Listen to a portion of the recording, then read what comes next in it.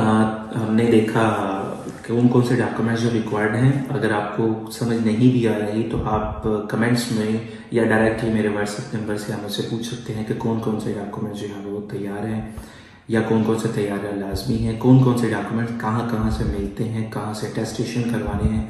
ये तमाम सर्विसेज जो हम प्रोवाइड कर भी रहे हैं। गुजरांवाला ऑफिस है हमारा, वहाँ विजिट कर सकते हैं। उसके एड्रेस के लिए आप हमें व्हाट्सएप कर सकते हैं। एड्रेस जो है वो कमेंट बॉक्स में दे भी दिया जाएगा। अच्छा, अब ये जो तमाम डॉक्यूमेंट्स हैं जो आप अपने साथ लेकर आए हैं, ये क्यों लेकर आना है अपने लाजमी है।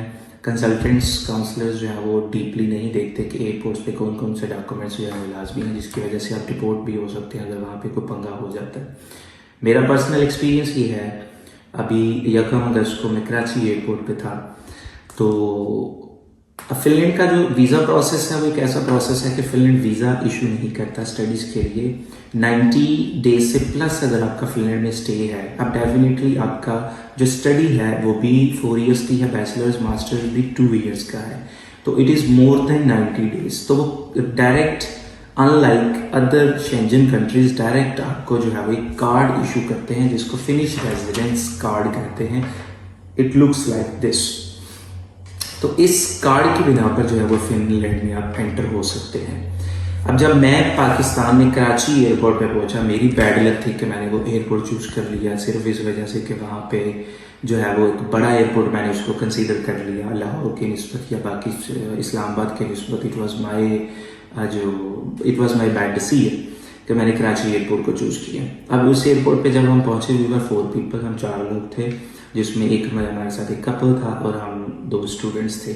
और कपल्स में से भी एक स्टूडेंट था, एक डिपेंडेंट वीज़े पे था, और जो बाकी ये 3 लोग मेरे साथ थे ये भी हमारी कंसल्टेंसी के थ्रू ही इनका वीज़ा लगा था। अच्छा, अब जब हम एयरपोर्ट पे पहुंचे हैं, लाइन में लगे हैं, तो हमने अपने कार्ड शो करवाए वहाँ पे इमिग्रेशन क्लियर करने के लिए। तो उन अकल के अंधों ने, उन इलिटरेट पर्सन ने और एक नॉन प्रोफेशनल बिहेवियर शो करते हुए उन्होंने हमसे पूछा जी कार्ड कहाँ से आपने लिए हैं। जो है वो कार्ड तो आता ही नहीं है, वीज़ा आता है।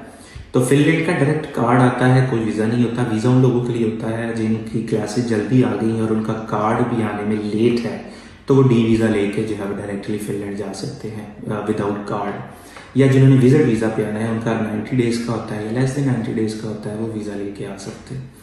अब उस बंदे ने, वो जो इमिग्रेशन चेयर पे बैठा हुआ था, उसने ऑलमोस्ट हमारा 1 घंटा जो है वो इसी काम में वेस्ट किया।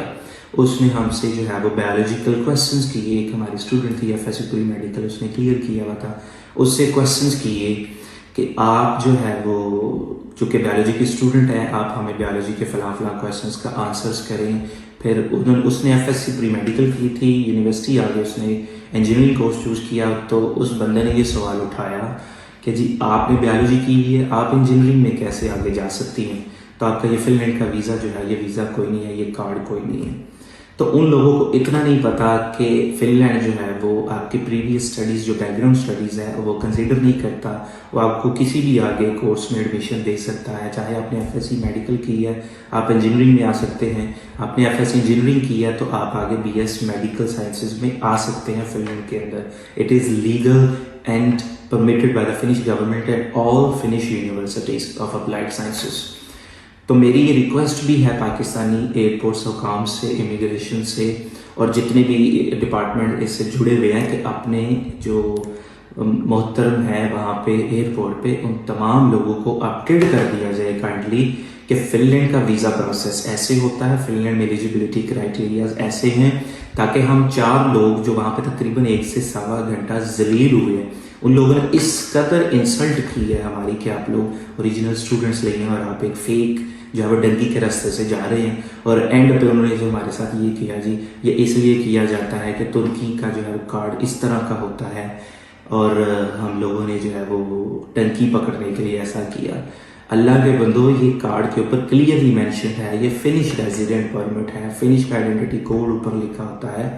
अगर आपको नहीं पता, फिनलैंड हुकाम से डायरेक्टली रब्ता कर सकते हैं। पाकिस्तानी गवर्नमेंट से इल्तिजा है कि अपने एयरपोर्ट्स के जो हुकाम है वहाँ पे जितने भी वो लोग हैं जो साहब इक़्तिदार हैं वहाँ पे, उनको Finland embassies, Finland foreign policy से आगाह कीजिए और उनके साथ कनेक्ट कीजिए ताकि वो कोई भी स्टूडेंट अगर उनको लगता है ये फेक आ रहा है तो फिनिश गवर्नमेंट से वो डायरेक्टली उसको वेरीफाई कर सके, हम जैसे जो है वो लीगल तरीके से आने वाले लोगों को जलील ना किया जा सके।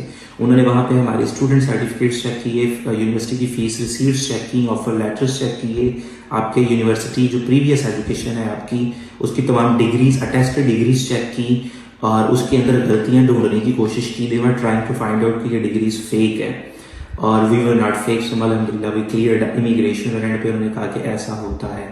सिर्फ इस वजह से उनको जो है वो हमें 1.25 घंटा हमने उधर वेट किया कि उनको पता ही नहीं था कि फिनलैंड का कार्ड आता है। वो बार बार इस चीज़ पर जोर दे रहे थे कि आपके पास कार्ड कहाँ से आया, आपके पास कार्ड कहाँ से आया।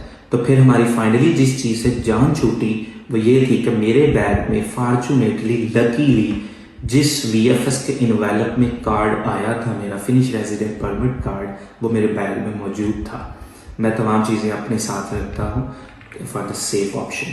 तो वो मैंने उनको इनवेलप दिखाया, उसको उन्होंने स्कैन किया, जिसकी वजह से हमारी जान छूट गई बाकी स्टूडेंट्स की भी जो मेरे साथ थे कि ये वाकई ओरिजिनल स्टूडेंट्स हैं। तो ये आप लोगों के लिए एक इंडिकेशन जो है मैं आपको इंडिकेट कर रहा हूँ, वार्निंग दे रहा हूँ कि काइंडली अपने तमाम डॉक्यूमेंट्स अपने साथ लेके आएँ ताकि आपको इमिग्रेशन ऑफिसर जो है वो वहाँ पे तंग ना कर सके। Thank you.